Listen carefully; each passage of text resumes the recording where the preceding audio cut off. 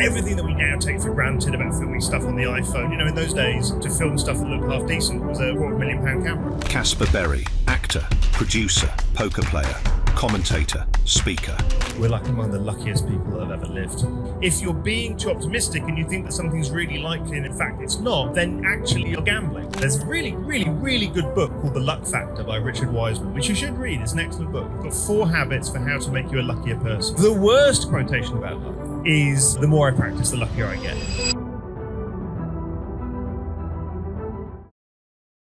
I'm super excited, Caspar, to have you here. I'm super excited to kind of have this conversation with you.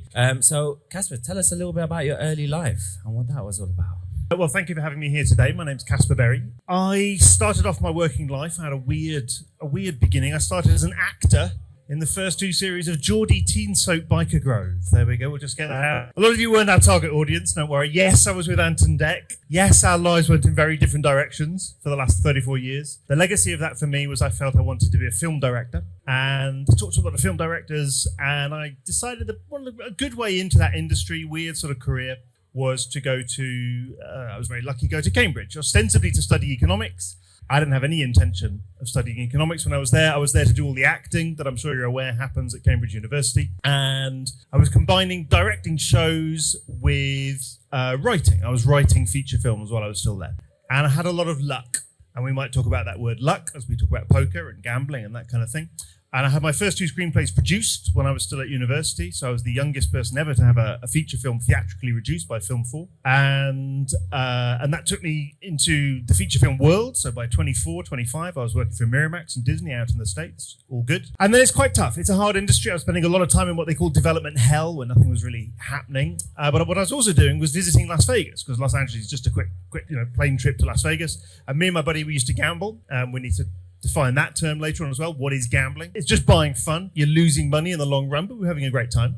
And then in the summer of 99, my buddy had read a book about poker. Some of you might remember there was a big poker boom happening at that time. Do you remember the film Rounders and Late Night Poker on Channel 4?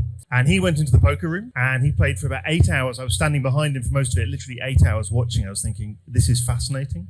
And I sat down with him and we played for 42 hours non-stop. We nearly missed our plane home. I wasn't enjoying the film industry that much at that time, and I thought, this is fascinating. I'm gonna give this a try. I remember the plane home. I said to my buddy, I said, I'm gonna do that for a bit. He said, you're crazy. Actually, I didn't say for a bit. I said, I'm gonna do that. He said, you're crazy. I said, not forever, maybe for 6 months, see how it goes. Maybe I'll get some ideas about writing a film. Ended up doing it for 3 years. Came back to this country, set up a company embracing risk in business in the same way that I'd been embracing it at the poker table for 3 years. As we'll discuss, I was not a good entrepreneur, so I do not sit here in front of you saying entrepreneur. I didn't enjoy it. I wasn't very good at it. But I started speaking about business and relating that to the world of poker. And that was literally in 2003, 2004. And that's what I've been doing for the last 20 years, is I'm now a business speaker. And I ask, what can we take about poker? It's a metaphor, it's a game, it's not real life, and apply to our lives in terms of the way that we think about risk and the way that we make decisions under uncertainty. So yeah, that's a simplified version, because lots of that overlaps. I've tried to make it linear. It overlaps in reality because lives are messy, but that's basically it. Awesome. Great summary. In terms of your early life, tell us a little bit about what your mindset was like, and also what got you into acting, because I know you did a little bit of film writing and directing. What was that life like? So I moved up to Newcastle at the age of 10, and I was a very introverted person. I'm still very introverted. Some of you might have seen me. I'm sitting by myself before doing this because I just like to be in my own mind a lot of the time. And it got a bit of a problem. Like, I wasn't really associating with other kids. So my parents, they thought, he's weird. And so they took me to, I'm going to call it a stage school, right? But it's not like Italia Conti. It wasn't somewhere you went every day. It was like a youth club on Saturdays where a lot of kids went to smoke, all right? But it had this amazing theatre attached to it. It's called the New Time Theatre in Newcastle, which is an incredibly grand opera house where amateurs could do these amateur shows. And I was 10 years old, and I got the part of Bugsy in Bugsy Malone. Right, which is amazing, right? When you're 10 years old, suddenly all these girls are interested in you. This is an amazing thing to do. And then I got the part of Artful Dodger in Oliver. And so it changed my life. And actually, to be honest with you, I'm thinking about putting this microphone down because one of the reasons I got those parts is because I just had a loud voice. Right? Like when I decided to speak, I had a very loud voice. And if you had to fill this opera house with 2,000 people, like they needed a kid with a loud voice to do the part. So I don't think I was a particularly good actor. I just had a loud voice. But that was how I got into acting. And then I used to do this stage school every Saturday. And like I say, it was just a youth club for a lot of people. And then Biker Grove came along, and that was a more serious deal. So that was a TV show. Some of you might have seen it. Started 34 years ago, 1989, and there was only 4 channels on TV at that time, right? So we used to get like 9-10 million viewers, even though it was just a silly kids show. So like at the age of 16, I was proper famous. I couldn't walk down the street, would get mobbed by people. So it was a very weird life. And what I'm going to say now sounds like I made it up, and it sounds very pretentious. But I'm sure a lot of you in this room have had this with regards to entrepreneurialism. When we shot the first scene on the first show, it was like the finger of God came down and pointed to the director and went, "That's what you want to do with your life." And I, for 10 years, from that point, that was all I was really focused on. Nice. And you took the lead role in Biker Grove. For the first 2 series, yeah, I died after the first 2 series. There was no coming back, but yeah, I was the lead role for the first 2 series. Nice. Okay, fine. So why did you leave that world? Acting is, and by the way, now I'm 50, and I don't really have any desire for any sort of control or power or anything like that. I'd quite like to go back to acting. It's really relaxing, but you're a small pawn, right? Like you have no control. Like I remember once there was a rumor. This is honestly true. There was a rumor which I knew had gone down to Cornwall because someone in Cornwall said that I was not going to be in the second series of Biker Grove because I'd asked for £1 million. That's the budget of the entire series, right? So that did not happen. You're in no negotiating position. You're a nobody in this thing, and that was great. That was fine. I didn't have any problem with that. But I wanted to direct. I wanted to create. The film that did it for me was Goodfellas. I remember watching Goodfellas in a cinema in 1989, I think 1990, early 1990. I just thought, that's what we should be making, not this stupid kids show. Wow. So the mindset shift from actually realizing what you were doing to what you wanted to do, what was that like?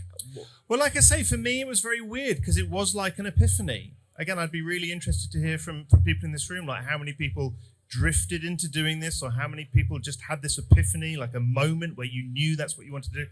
For me, it was that. And then, so when I went to Cambridge at the age of 19, even though you're in this place which is full of very focused, very driven people, I was the most focused and the most driven because I'd known for 4 years by that time exactly what I wanted to do with no doubt. And the doubt didn't happen really until, it was 1999, which was 7 years later. Okay. So tell us a bit about the leap to the professional poker player. Was that more around because you understood behaviors in the acting world?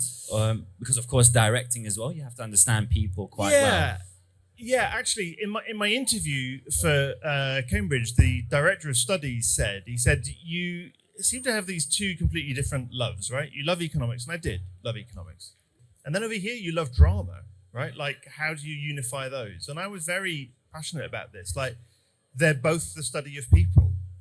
They're both about watching people and understanding why people behave the way they do, why all of us do what we do, and then trying to do something with that, right?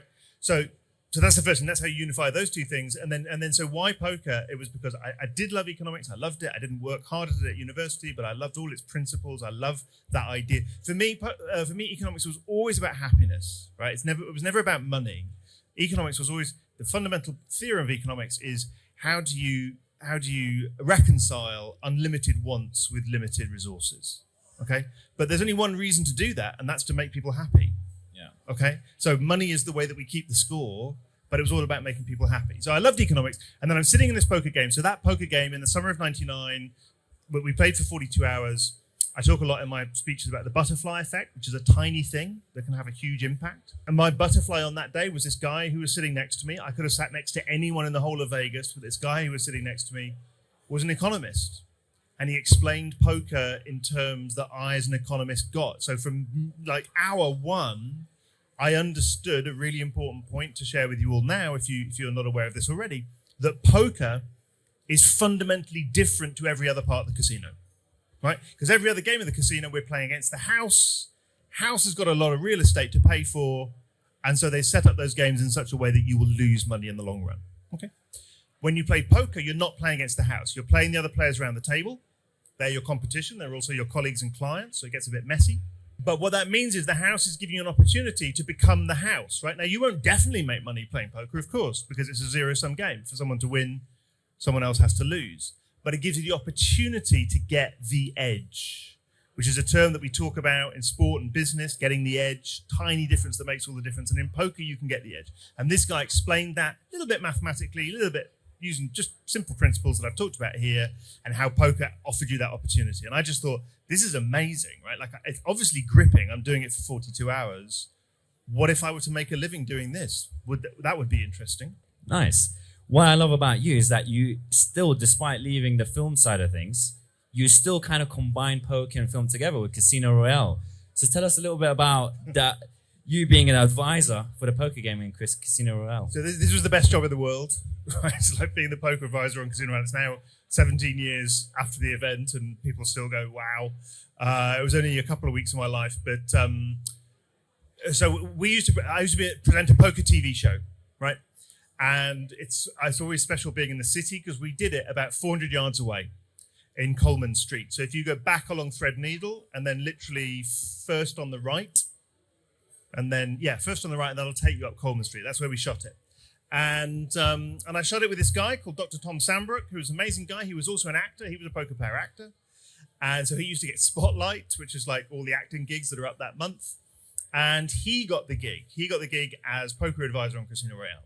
But being a degenerate, he's not a degenerate actually, but being a poker player, he ended this tournament for some reason where the prize was to play this really big tournament in America, which clashed with the filming of Casino Royale, right? So I don't even know why he entered the tournament, but he won, and he said, "Listen, I got to go and do this job halfway through, so I'm going to pretend that I need an assistant. So you're going to be my assistant." So it was 3 weeks, out in Prague. We shot it in the Barrandov Studios in Prague, being the poker, teaching them all how to play poker, being on the set, making sure it was all filmed realistically, and it was just an amazing experience. You met Daniel Craig?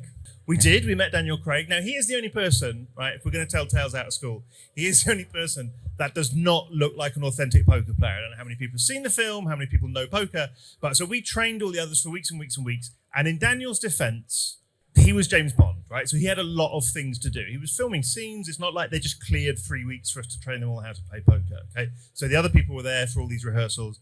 And Daniel was A, busy, and B, he felt like he'd played poker before, okay? So he didn't need to learn, which was not true.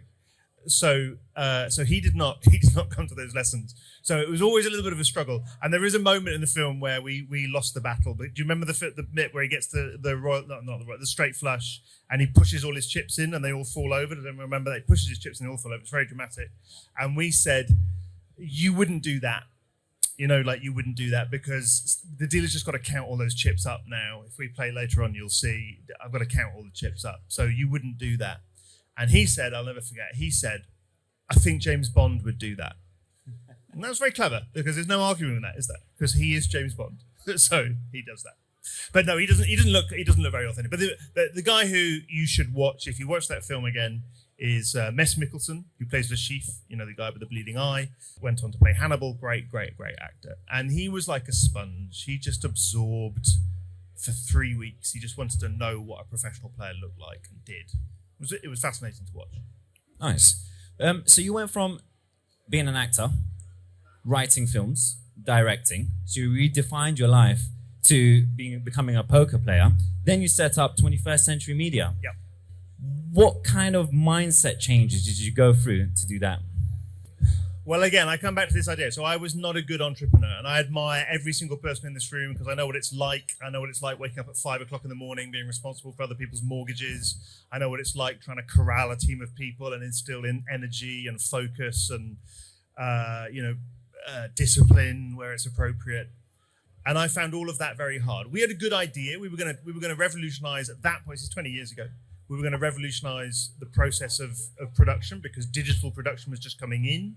So the price of production was falling through the floor. So everything that we now take for granted about filming stuff on the iPhone, in those days, to film stuff that looked half decent was a £250,000 camera, which cost £500 a day to hire. So we were at the cutting edge of that just changing. And we were going to change the whole price point of video production, which has now happened, right? Didn't need us to do that. But I found that, and I went into it with that, as I said, that ethos of I want to take the way in which I approach risk at the poker table and approach it in business and not be scared to inculcate a risk-taking mindset in all of our people and all that good stuff. But I just found the cold face of doing that very difficult. We had a team of like 40 people and it was still turning the proverbial oil tanker. I'm so glad I had that experience because I've spent 20 years now. I spent the first 5 years of that, 4 years of that as a trainer for a third-party training company called the Mind Gym. Some of you might have heard of them. Because I'd run a team of people, I knew what their challenges were. So I was training all of this different stuff like creativity and feedback and all this kind of thing. And I just knew, how difficult that was. And it's easy to go into a room of people and say, this is what the book says. But I know that it's hard in real life. Yeah, no, totally agreed. You have, so two things. You have a weird relationship with positivity. Tell us a little bit about that. And also, how do we get entrepreneurs to get their people to take risks? Yeah, okay. So they're kind of two different things. But let's start off with positivity. So let me ask a question here. How many people here in this room consider themselves to be a very positive person? Show of hands. Yeah, most of you. That's what I expect that in a room of entrepreneurs. I worry about positivity. I hope this isn't really controversial. And I'll tell you why. Because it doesn't matter how positive you are when you're playing roulette, you're still going to lose money. Right? Like all the optimism in the world isn't going to change in the long run, not over any given evening, but in the long run, you're going to lose money. And what I mean by that is that there are certain things in life where actually the key to making good decisions is to get away from what you want to happen or what you would like to happen or what would suit you to happen and to look realistically at the odds of something happening. Right? And that's the key to making good decisions. Because if you're being too optimistic and you think that something's really likely and in fact it's not, then actually you're gambling. Right? It might work on this particular occasion, but in the long run, if we keep making decisions like that, then actually we're going to lose money because our optimism is taking us into places which in the long run aren't going to work. Now, I'm not here and in any speech to be political, but I do think that was a problem with Brexit. Right? I think that the people behind Brexit, if you're a Brexit supporter, then you were all for this. But Boris Johnson particularly was the epitome of this kind of optimism. He used to say, we want to cast away the doomsayers and the gloomsayers and all this kind of thing. Again, I don't want to get into whether it's right or wrong, but I think that he and a lot of people of that ilk were very optimistic about the outcome without being realistic, right? And I think good decisions come from realism. There are lots and lots and lots of virtues of optimism. I don't know how technical we can get because usually when I talk, I have slides and calculations and this kind of thing, which is really crucial, right? Because as poker players, we're always doing calculations because what we want to know is like the value of an opportunity, and the value of the opportunity dictates whether we should take the risk or not, right? Because if it's not worth it, then we shouldn't. We should fold our cards. And folding in poker is absolutely crucial. If you take two poker players and they're both pretty good, but one of them makes more money than the other one, not every time, but 9 times out of 10, the one that makes more money folds more often, which again flies in the face of what we think about positivity, right? We think, we should try these things, you be optimistic. But in poker, like, there's no space for optimism. It's like if that does not have what we would call a positive expectation, and here's what I mean by that. If you do that 1,000 times, if you call in that situation 1,000 times, are you going to make money or lose money? What's the net effect? And if you're going to lose money, if you call 1,000 times, then you should fold on this occasion because we don't know exactly what cards they've come, so we think probabilistically. So that's my relationship with positivity. I think we should just say one final thing after that. Sure. Once we're doing something, once we're committed, once we're past that point of commitment, absolutely we should be optimistic and positive as possible. I'm all about people fulfilling their potential, again, once we've made the decision, absolutely people be realistic and even negative in meetings, but once we've made the decision to continue, let's all do it with a positive mindset. Great, right? So that's my relationship with it. Now, in terms of then how do we get people in organizations to be risk-taking, which we don't always want, but is very often the reason why I'm brought in as a speaker, because a team isn't risk tolerant enough. I think there are 3 steps to this, and it's all about incentivization, because our teams are not us. They might have some part of the business, but very often they don't. They're salaried. And they're going to behave according to incentives. So it doesn't matter. So very often when I do a speech, my messages are not for people in the audience, but they're for the people sitting out around the sides of the room, which are the bosses, right? Which is, it doesn't matter how many post-it notes and memos you issue, people are not just going to change their behavior because that's what you want them to do, right? If you work in Nestle and you've got this product that you spend quite a lot of money developing and thinking about, but if at the end of the day, if it works, your boss is going to get all the credit. And if it doesn't work, you're going to get the P45. Why do it? What's my incentive for doing this, right? So people's personal incentives have to be aligned with the company incentives. So I think there are 3 stages to doing that. Number 1 is, quite easy. It's to start to remove consequences of failure. And this is a very interesting thing, isn't it? Because I'm sure you've all had this experience. I remember I did a job for a company once, and they were talking about, what happens if we try something and we fail. And the CEO actually said, name the last person to get a P45. And no one, it was a third sector organization, so they didn't fire anyone for anything. Do you know what I mean? There was no excuse for people not taking risks, because they didn't fire anything for anything. So sometimes perceptions of downside are all just perceptions. They're not real. But that's the first thing. The second thing is to celebrate successes, okay? Actually to celebrate them in the organization, in the company, and to try and incentivize people when they succeed. So now there's no downside and there's a greater upside. And then the third one, which is the most difficult, is to celebrate failures as well.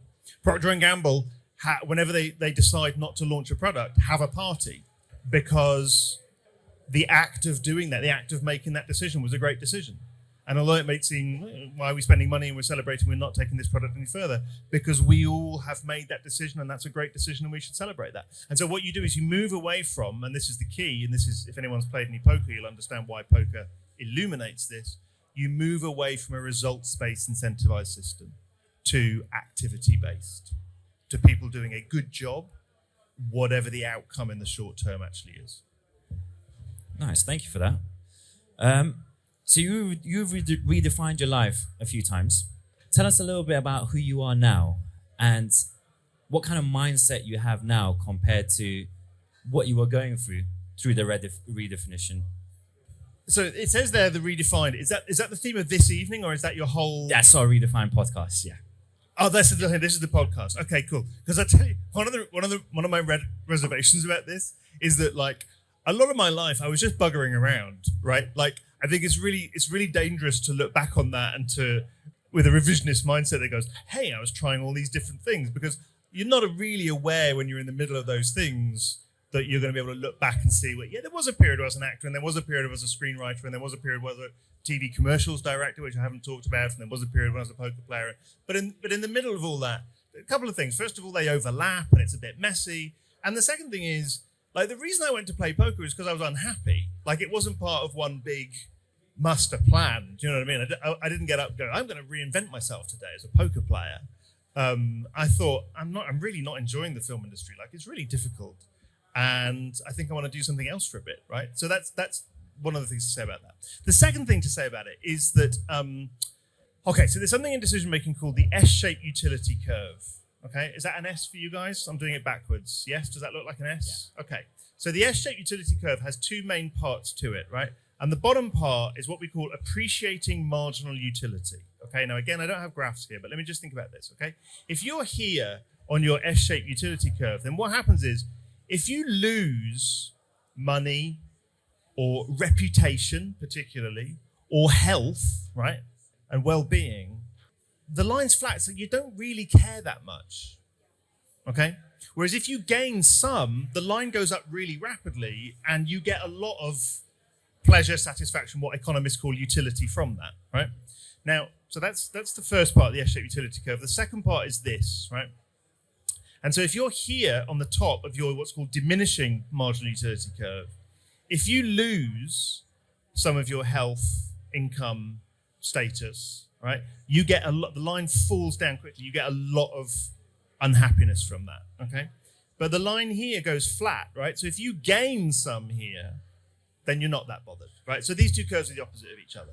Now, here's the interesting part about S-shaped utility curve. There's a life cycle aspect to that, right? So when we're young, we're here, okay? And we're actually hardwired to be that. We're hardwired to try lots of things, okay? Because if you try lots of things when you're young, that's how you'll find out what you're good at, right? So that, me saying that sort of throwaway comment, I was buggering around, that's a good thing to do when you're young. And that's why young people take risks, physical, health, sometimes financial. They don't think enough about the future because their prefrontal cortex is not developed, but it results in this, a lot of upside, right? And that's a good thing. When you're really old, right? Let's say 70, you're about here, and the two lines are pretty flat, right? And that's where you get to that period where you're kind of zen about a lot of things, right? You'll take some risks because you're 70 now, right? And you don't really mind if it doesn't work out, but even if it does work out, it's not going to change your life because, I would say, with respect to anyone who's 70 in this room, you haven't got 50 years left, probably, right? But then the interesting thing, and this is true for companies, right? So Gus O'Donnell used to talk about his layer of permafrost. Willie Walsh at British Airways used to have another word for it that was the same sort of thing, right? Which is people who are here, right, on that cusp, where there's a lot of downside and not much upside. And that's where a lot of your sort of 35 to 55-year-old people are in your organizations. Is they've you've given them quite a lot of bonus. They've got quite a nice car in the drive. They've got private health insurance. They've got one or two kids in private school. They've got a lot to lose, right? They're not, when Gus O'Donnell talked about it, he was well aware it wasn't because people born between a certain 2 years are different kinds of people, right? They're not genetically different. They're not wired differently. They're just in a different part of their life. And so again, their incentives are different. The way that they view their life is differently. They're having a lot to lose. And I turned 50 in May. So to your question, like, where am I in my life now? So obviously there was a period in my life when I was that, right? And trying something different every 2 years. And I feel like I've been through that. And I don't think I'm unique in this. I think a lot of people during COVID sort of felt like they moved out of that to realize, like, it doesn't really matter. I'm not a particularly materialistic person. I think I'm more here. And actually, so having done the same thing for 20 years, which I've really loved, it's been a privilege to be a speaker. I feel like I'm in a place in my life now where actually I want to try new things again because it doesn't really matter so much. But I hope the reason I've shared that model with you is because I hope that you can all see a little bit of relevance. We've got a lot of ages here in this room. We'll have some people who are in that place, and that's fantastic. You'll have people in your organizations who are in that place, and that's fantastic. And it's not necessarily there when they're 25. They could be there when they're 40, right? We're all different. It's just a model. All models are wrong, but some models are useful. And I think this is a really useful model because it gives an idea for why people feel differently about the decisions that they make in their life. Yeah. No, thanks for sharing that. I can definitely resonate with that. Going through, I've had some very, very difficult times in my life with health. Conventional health couldn't really find the answers. So I did the same thing. I said, what have I got to lose? Let's just see what I can do. I went on YouTube, figured out stuff, and I realized that integrative medicine was absolutely amazing and it helped my life. Great. And then it started making me that kind of think, okay, so I'm 30 years old now. I was 26 at that time. And I thought, I've probably got another 50 years to go. So if I've got another 50 years to go, I'm going to try hard for the next 10 years. Yep.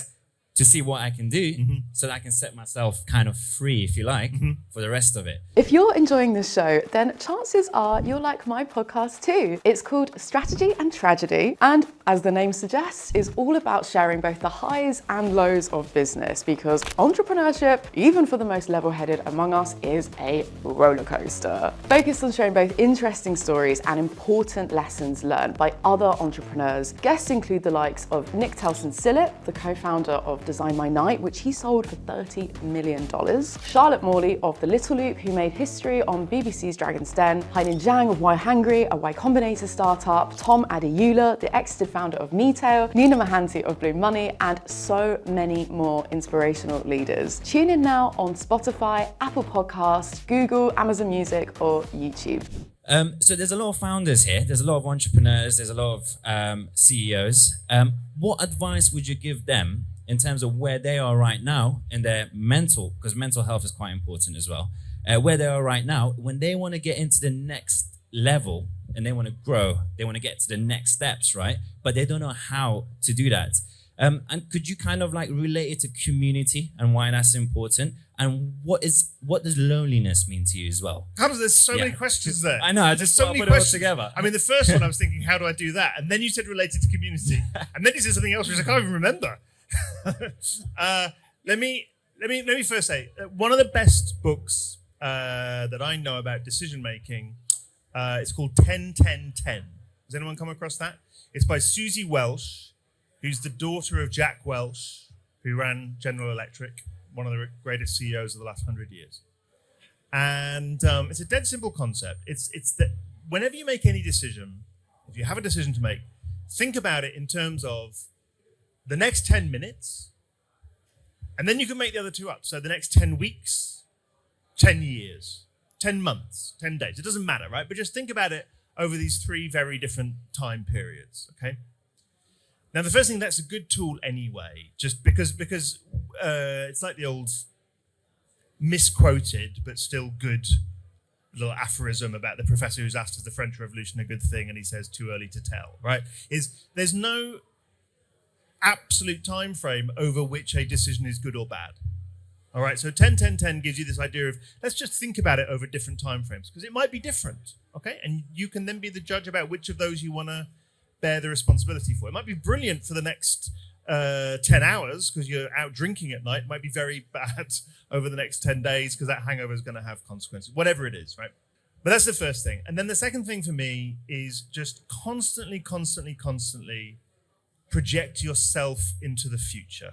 Okay, and I'll tell you a little story that I call Lawnmower Man that sums this up for me. So Lawnmower Man is this guy. I've done a lot of groups in my life, which is a round table of about, between 8 and 20 people, usually about 12.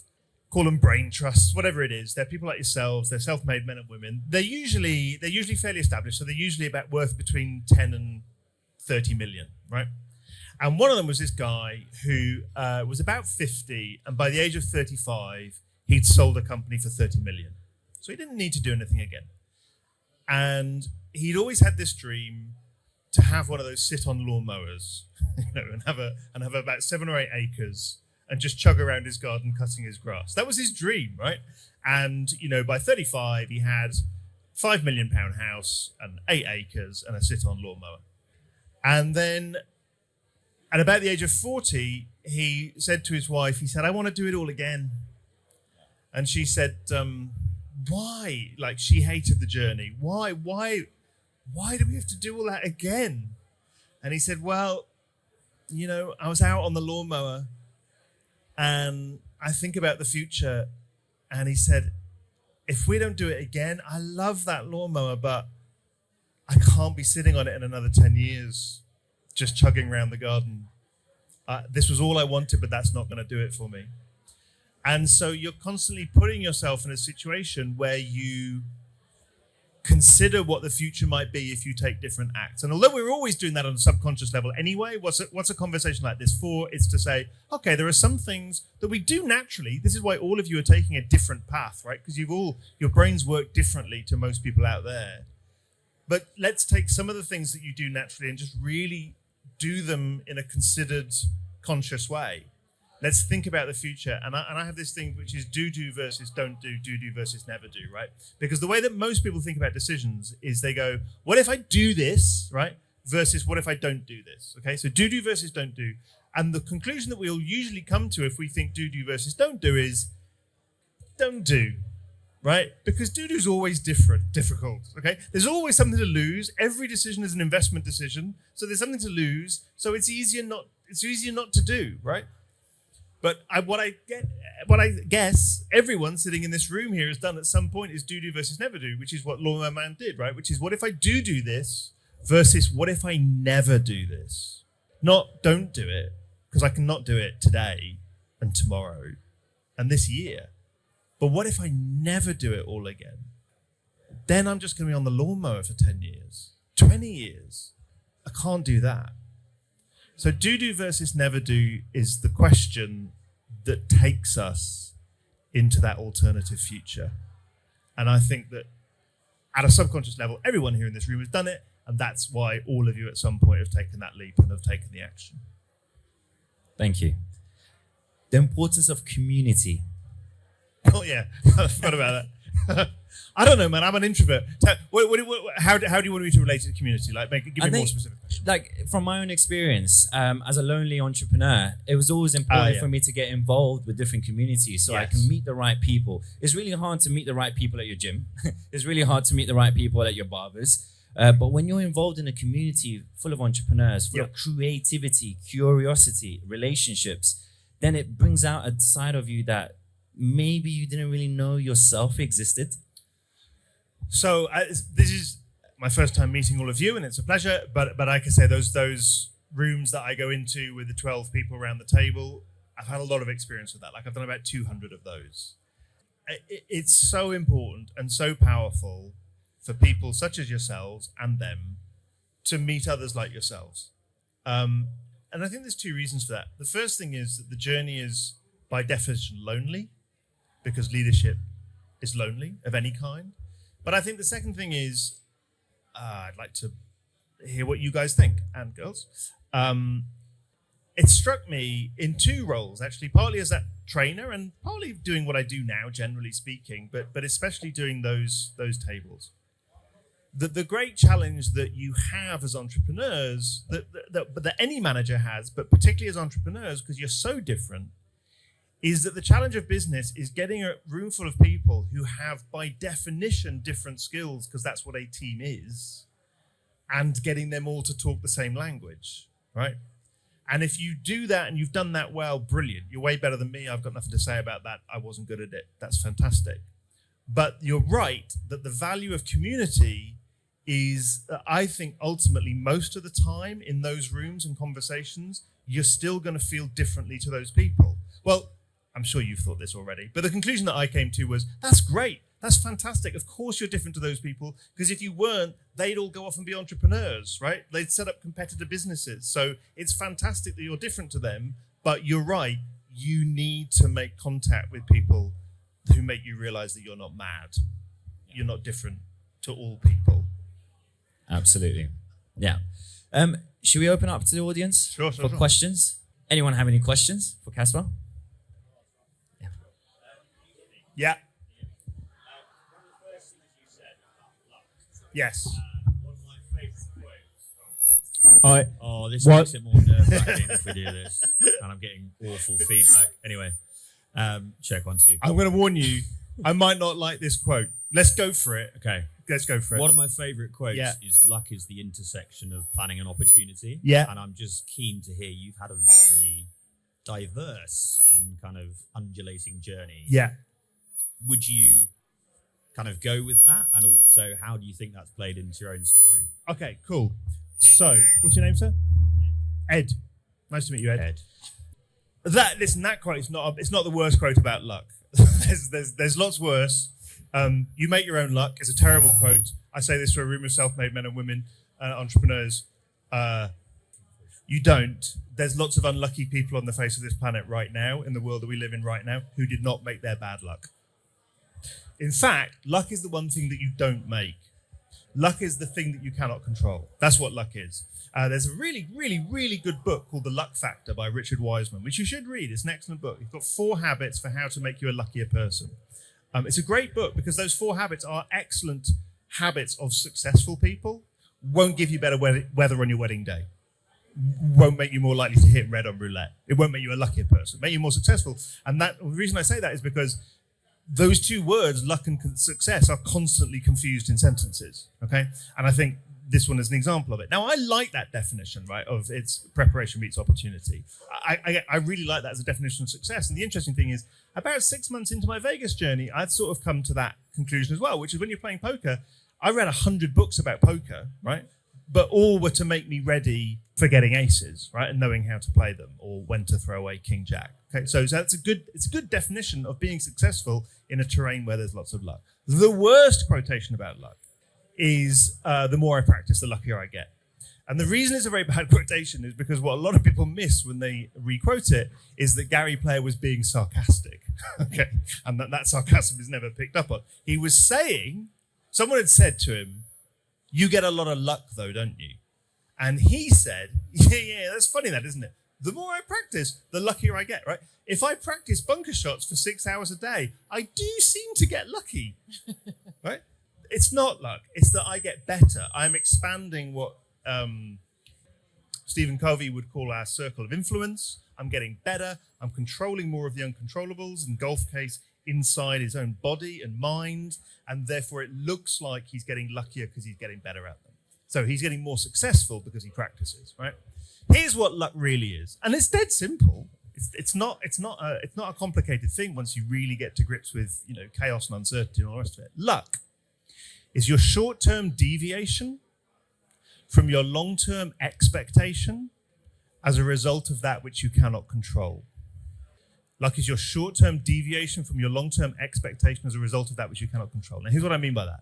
The whole definition of the long term is a period over which luck does not exist. Okay? If we toss a coin 1,000,000 times, now what's actually going to happen is I'm going to get 500,428, and you're going to get 400 and whatever. I thought I could do that live, and I'm not going to try that again. So we're not going to completely even out. And in fact, the interesting thing about that, by the way, is that our difference is going to be greater than if we toss the coin 10 times. So even though it's proportionally smaller, it's actually greater, right? So I've actually got more lucky over time. There's a little detail, but proportionately it's less, okay? But we're approximating 50-50. But if we toss the coin 10 times, which we can agree is a short term, then you might get 8 and mine might get 2. That doesn't make you a better tosser, with all due respect. It makes you just luckier over that, because that is your short-term deviation from your long-term expectation, a result of coin toss, something that you cannot control. If you can control that coin toss, by the way, good luck to you, fantastic, go to Vegas. But that's the definition of luck, right? And the whole point of the long term is that it evens out. The important thing, of course, to remember is that there are 2.5 million possible 5-card hand combinations in poker. There are 2 outcomes with the toss of a coin. 2.5 million sounds like a lot compared to 2, but try life. It's a lot more than 2.5 million. And the long term in life is almost certainly longer than one lifetime. And some people are just going to have been luckier on this planet than other people. And again, we see in the news right now graphic examples of that in our face on a daily basis. So let's not go through our lives thinking it all evens out in the long run, because it just doesn't. And every single one of us here in this room, whatever the details of our lives, and some of them might be difficult right now or tragic, and if anyone, by the way, is connected to the events in the news, then you have my deepest sympathies. But all of us here in this room, with food in our bellies and wine in our glasses, we're like among the luckiest people that have ever lived. We have 2 questions here. Good evening. Can everybody hear me? Yes. You mentioned earlier on that you worked at Miramax. Yes. What was the culture like there? I can't answer that. I'll tell you why. A couple of reasons. First reason is I worked at Dimension Films, which is a division of Miramax. Okay. I say Miramax because it's more recognizable. But the second reason is because, like a lot of screenwriters, like you don't go to the offices a lot. You don't spend time with that. I had very close friends who had a lot of dealings with Harvey Weinstein, Okay. if that's the question, right? And what I can tell you is that, quite aside from the sexual, disgusting things that happened, he was a bully. Didn't matter what your gender was, didn't matter what your place was in the hierarchy. He got off on bullying people. And what's interesting about, I think, all of that is that everybody knew that. Like, everybody knew that. He behaved disgustingly and got off on it in public every single day. So I wasn't in Miramax in detail, but I'm not quoting one person there or 2 people or 3. Like, everybody knew that. Just like everybody knows it with some people still today. It's just that's the one that broke, So that's as close as I got. Okay. And my second question, you've mentioned being a professional poker player, and you've spoken about risk-taking, and you've also just elaborated on luck. Which was more important in your career as a poker player? Risk-taking or risk management, or luck? Risk management, yeah. Because part of what I said in that answer is over the long period of time, the luck evens out. So here so I talked about that economist, right, sitting next to me on that first day, and something I realized something about poker in that moment. This is the reason why I really did it. Yes, I spent 42 hours. It was amazing. It was gripping and all sorts of fantastic things. But here's what it was. I was in the film industry and I'd been lucky, right? Like if you have your first 2 screenplays produced by Film 4 and Columbia TriStar, you've been lucky, incredibly lucky, right? And my fallow period was probably just a long run kicking in because no one goes on a run of just having, screenwriters do stuff that doesn't get made all the time. Okay, and that's the job. But what I didn't like was that whether my film was made or not, my best film was never made. So it had less to do with the quality of the work, which is, of course, what you're passionate about, and more to do with what party you go to and what you wear and who your agent is and this kind of thing, right? So when you're in that world and you play poker, which everyone would look at and see that's a game of luck, and then someone explains to you in logical terms how over the long run, which is about 4 months, okay? It doesn't matter about any of those things. You don't have to suck up to any bosses, right? You just have to make good decisions and you will be paid by that game according to the quality of decisions that you make. I just thought that was the most perfect meritocracy. So it's fascinating that that's our perception of poker. And I get it, totally. I was exactly the same. But actually, when you're doing it day in, day out, it has nothing to do with luck. And what you have to do is, the difficult thing, and this is where we absolutely live in the same world, is the dislocation of your brain from your short-term results and the faith in the long term, right? I would say it's probably easier in poker than it is for entrepreneurialism, and it's really hard in poker because at least we've got some maths that we can hold on to, right? Whereas, sometimes you're just left with faith and it has to be strong, and you must all have, dark, long nights of the soul where you go, am I right? Am I 5 years ahead of my time or 5 years behind? Or, and that's the hard thing, is that long-term faith when faith is about not having evidence, just belief. So poker was an escape in a way. Yeah, it was. Yeah, like I said earlier, I was running away. I think a different person would have stayed in the film industry. There's a longer thing here. I don't want to bore you too much. There's personal thoughts here. I don't think I'd have been happy if I'd stayed in the film industry. There were things about the film industry, like I won't mention any names here, but my 2 best friends are in the film industry. They are both very successful. One is a commissioning editor for a platform that everyone here in this room knows. And by commissioning editor, I mean the boss of, right? And one of them is a $100 million film director. Neither of them are happy. Could you ask them to come on Redefined for us, please? I can't now because I've just said they're not happy. Any other questions? Yeah, so in one of my previous businesses, I noticed kind of a pattern because early on we were basically, it was kind of by coincidence, but we almost exclusively hired from Oxford and Cambridge. And then later on we had a bunch of other people come on from different kind of backgrounds, less kind of elitist, I could say. And because we were talking about risk here for a bit, and I noticed that it was a lot more difficult to motivate people that were from, Oxford, Cambridge, these kind of elite universities, to actually be comfortable taking on a lot more risk, making those riskier decisions, taking on more, just generally risk. And I was wondering, because you talked about motivating the team by the actions and stuff, but if there's something you noticed in the approaches, like different approaches for motivating different kinds of people, maybe even specifically with this kind of some people that came from a very elitist background compared to people that just came from, we even had somebody that didn't even go to university and he was probably the best at and most comfortable taking risk. Right. Okay.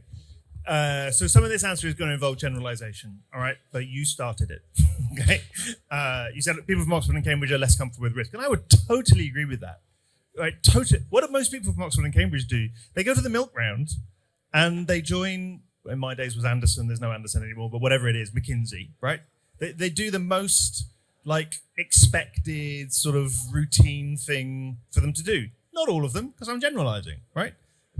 All my friends were in theatre and they went into theatre, and some of them are Rob Webb and David Mitchell, and some of them are people you'll never ever hear of. It didn't work for them, right? But that's the Oxbridge sort of way. And let's think about the S-shaped utility curve. What do those people have at Oxbridge? They have a lot to lose, right? In this case, it's credibility, it's status. I mean, I was very lucky in a way to have 2 parents who didn't really care that much about what I did. I'm not saying they didn't care about me in that sense. I'm just saying they were completely cool about me going to play poker. And a lot of parents just wouldn't be, right? And more so at Cambridge than anywhere else, Oxford and Cambridge or whatever, Durham, it doesn't matter, Warwick, because those parents have cared about those kids making it and getting into that, prestigious university in the first place. And so these people feel a lot of pressure. And if you take people from a different environment, they just feel less pressure. They have less to lose. They have less feeling, and they put less value on what they have to lose. So these are all generalizations, and I'm not saying anything good or bad about either of them. But we are products of our upbringing, and I absolutely would agree that as a generalization, people who feel like they have less of those things, and particularly intangibles like status, right, are going to be much more comfortable with taking risk. Was there another part to the question? Yeah. So to a certain extent, it boils down to the economics of it, which is you somehow give them incentives which are things that they value, right? Like intangibles, like respect. I think that plays well to a lot of people from Oxbridge, more so than money. Well, a lot of them join things like the civil service, so we know that, right? They take jobs which don't maximize their earning power in favor of those kind of intangibles. But I think I really come back to the three things that I said before. And sorry, that's a duff answer, which is try and create a culture where people can the celebration of success and the reward for it, the elimination of fear of failure, actually tangibly exampled and pointed to, made aware of, and then this progression to a place where people are not incentivized by their outcomes at all, but by their effort. And I think that's fairly universal. But I agree with the generalization, and maybe there's something in that, intangibles, I guess. Good question. Great question. Yeah. Next one. I have a question about risk-taking. My understanding is that risk-taking is based, usually for people, it's either gut feeling or it's calculated risk-taking. And sometimes you have a good risk-taking skills, you kind of blend in one. So I'd like to ask you a question. You come across as you have some really fine-tuned gut feeling. And I think risk-taking and gut feeling, calculated risk-taking kind of blends into one. I'd like to ask you a question. How did you develop your gut feeling when it comes to decisions, any kind of decisions in life? Okay, yeah, cool. That's a brilliant question. All right, so let's break it down into its elementals. So poker is this meeting place of maths and psychology, right? And again, if I was doing a presentation, I'd have a slide here which shows this calculation, which if you don't like maths at all, you go, Jesus Christ, that's horrible, maths. But actually it's very simple, right? And I'll just give you an example of it. Let's say the pot is $4,000. Let's say that someone's charging you $400 to call in that pot. So upside is 4,000, downside is 400. And let's say that I imagine that I've got about a 25% chance of success. All right, and I'm going to come back to your point in a second, but briefly, the way that calculation works is my expectation, I've used that word a couple of times, the value of this opportunity is 25% of 4,000, which is an upside of 1,000, and 75% of minus 400, which is a downside of minus 300, right? So my long-term upside is 1,000, my long-term downside is minus 300, and that creates an overall expectation of those two added together, which is $700. It's harder explained than to see it on a screen. So that's maths, okay? And if you're playing poker properly, you're constantly doing that calculation. So that's where we think of them as mathematical players. But the probability line, the 25%, that might be because there are 52 cards in the deck and 9 of them are hearts, and therefore 9 out of 47 unseen cards is my chance of getting a flush. Okay, that's what it might be. But it might be that I reckon there's about a 20% chance right now that you're bluffing. Okay, that is my assessment. Now, the first interesting point about that is that in poker, we always think probabilistically. Obviously, you're either bluffing or you're not, but we never go 100% bluffing or 0% bluffing. They did in Texas in the 60s before they started thinking probabilistically. Okay, they would, and their gut was so good that these probability assessments were really good. All right, but those guys, and they were mainly guys in this case, got phased out by about 2005, when these mathematical kids started coming through. Initially, those guys' gut was so good that it didn't matter that they didn't do calculations with it. Like their assessment of you're bluffing or not bluffing was so good that for a while, they remained competitive. But here's what happened. By 2010, those kids who were 21 in 2005, let's say 24. Let's say they got a PhD in stats from Stanford. So they're doing that calculation to a mind-blowing 64 different possible outcomes in their head, right? By 2010, their probability assessments were as good as the old timers from Texas. So they were doing all that maths and their gut was good. And why is that? Because they just played a lot of hands of poker. And the most important thing is because they were playing online most of the time, they were playing 10 tables at a time. And each table was not playing 25 hands an hour, but 125 hands per hour. So in 5 years, they played as much poker as 72-year-old Texan guys. Does that make sense? So where does that gut level stuff come from? Where do our assessments come from? Just experience. Because all of that assessment, all of what we call gut level, all of our intuitions are just pattern recognitions. And some people have spent their lives watching those patterns. And for some people, it's just washed over them. And that brings us right back to the beginning, which is my interest was drama and economics. And it was about watching people and finding correlations between who they were and how they go on to behave.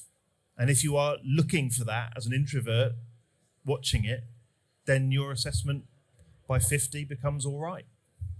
Thank you so much, Caspar. It's been absolutely amazing. Could we get a round of applause for Caspar? Thank you, folks. Thank you.